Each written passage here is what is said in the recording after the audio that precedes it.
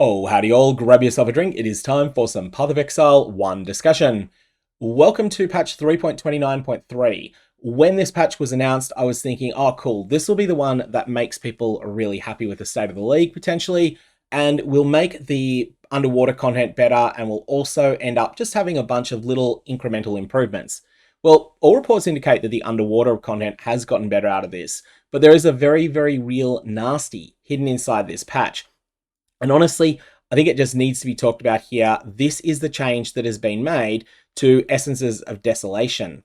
These were an item that were available in 328. They went legacy, so they were something that only existed in standard. There was one way that you could get these Essence of Desolation mods in 329, and a number of people have been buying them up because there were a number of them that were in circulation, so these items do exist. Well, Grinding Games have said, no, we're nerfing the source of these items. You're not going to be able to get them at all anymore. But the ones that are already there, the ones that are in the hands of mirror crafters in many cases, they're going to stay.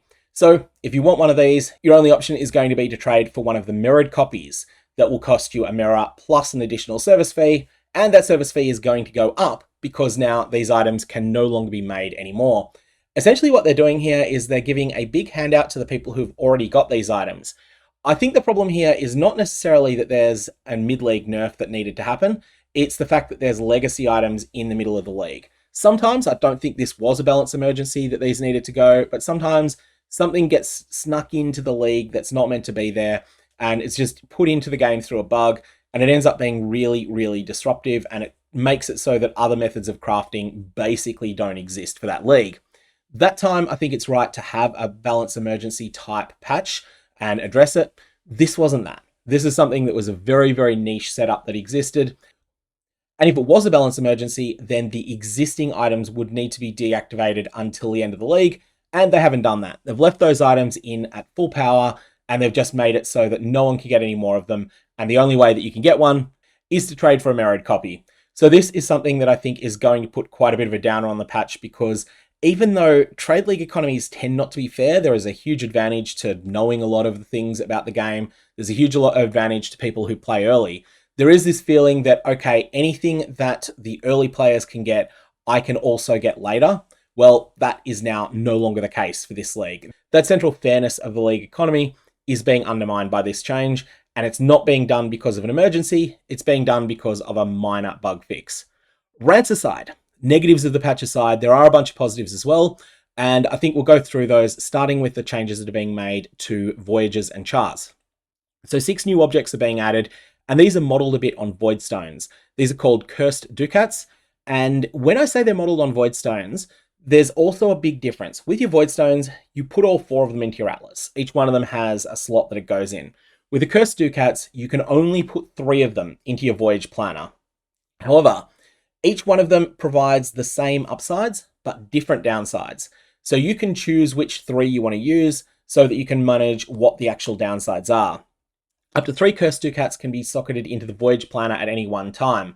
Each one of them is going to grant a stacking amount of toughness, quantity of items dropped, and rarity of items dropped to monsters in your voyages and charts. So quantity of items and rarity of items are pretty straightforward. They just make the loot better, and apparently it's quite appreciable.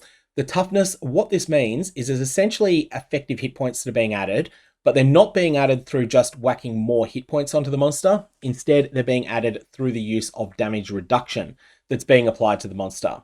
This has a couple of different interactions when it comes to leech and to the damage over time cap. So there are a couple of differences between a monster that has 7 million hit points and no toughness, and a monster that has 1 million hit points and 600% toughness. Both of them will take 7 million damage to kill, but they'll interact differently with a few other things. Anyways, that's the way they're doing that. They're also going to have an additional difficulty modifier that affects monsters found in your charts and voyages, and this is where the mix and match comes in. The intent here is you pick the Cursed Ducat downsides that least affect your character. And if there's one thing the Path of Exile community is good at, it's finding things out quickly after a patch goes live. So, OK Principle 6015 over on Reddit has put together a list of what all of these Ducats do and where they come from.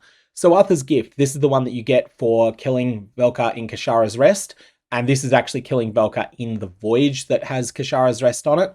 This is 50% increased monster damage. The Undead Sea, this one comes from the Changeling Ducat Altar, penetrates 10% elemental resistances. Eucharid Isle, 500% crit chance, 50 crit multi, and this one comes from Captain's Bane. Fallen Stars, this is 100% of physical damage added as extra elemental damage. This one comes from a Brine King touched rare.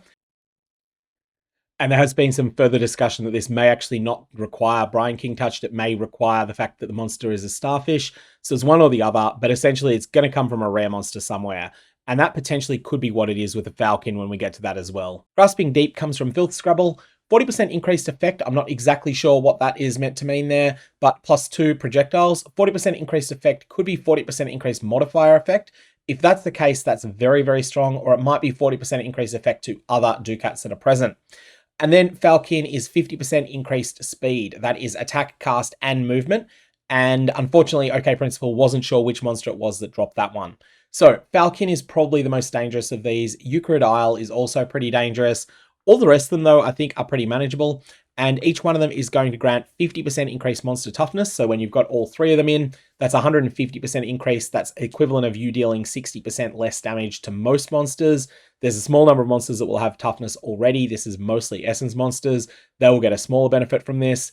And they'll also grant you a total of 60% item quantity, 60% item rarity, which is like having that as a map mod. It ends up being pretty substantial overall.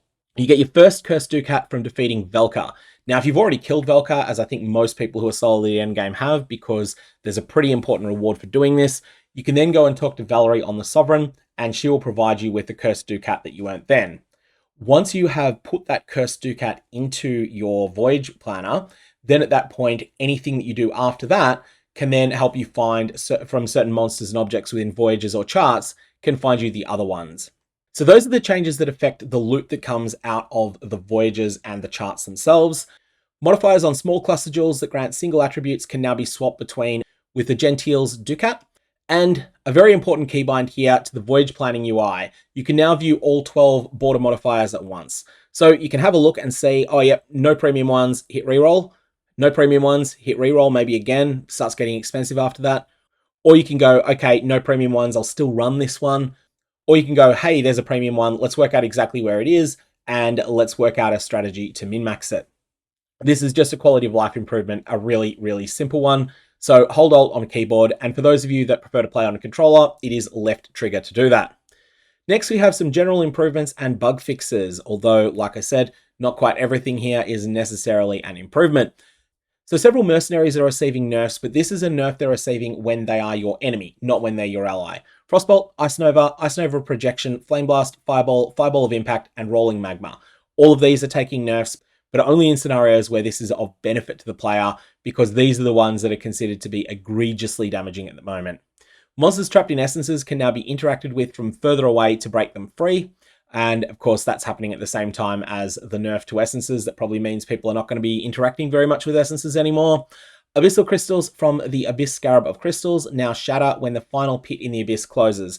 This is just intended to be a visual change. This is not a change to the mechanics. It's just something that's going to make it clearer. Oh, yep, you've completed this, and not going to leave as much visual pollution on the screen. Fixed a bug where Mercenary Wither on hit supports were only applying Withered for 33 milliseconds instead of the intended 2 seconds.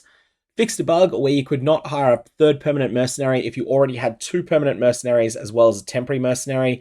One of those really frustrating bugs because it causes people to effectively lose loot, and it's something that I'm glad to see that this one's being dealt with.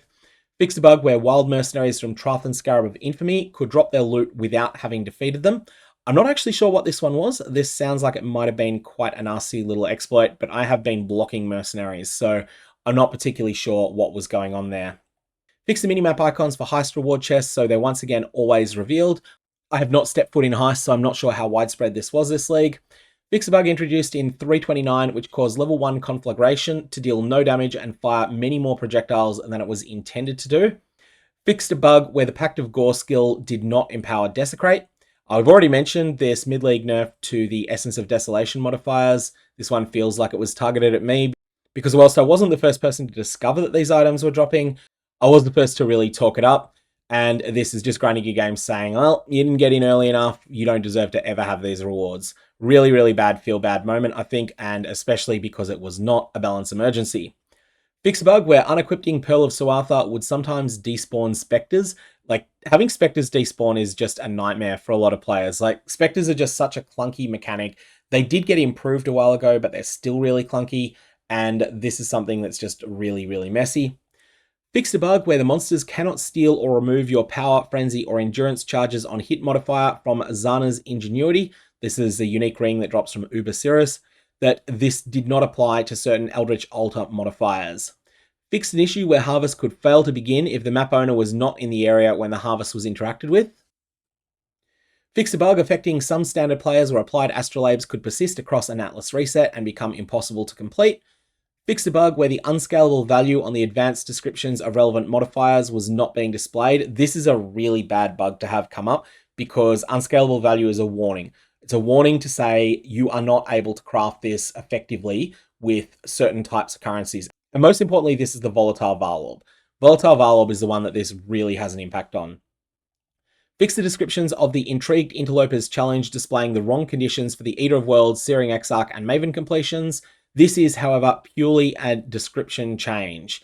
Fix the descriptions of Frenzy and Power Charge benchcraft recipes being swapped. Fix the bug where the Undying Syndicate Merchant microtransaction would not track gold outside of your hideout. And then after that, we have 4 very small ones and a client crash that's been fixed. In the end, I think this patch is going to be remembered not so much for the changes that have been made that are positive in it, which there are a lot of, but for the fact that the rules have changed with respect to crafting, and that even though most of you probably had no interest in those modifiers that have been nerfed, well, now you are not able to get them anymore, and that's going to be a feel bad even for the people who weren't chasing them and didn't have any plans to use them. But it's going to be a very, very, very big feel-good moment for the people who have already crafted mirror tier items and now know there is no competition coming. No one else is going to be able to climb the ladder that they did. And that is really all I've got to say on 3.29.3. May your Vaal Orbs have interesting results, and I will see you around.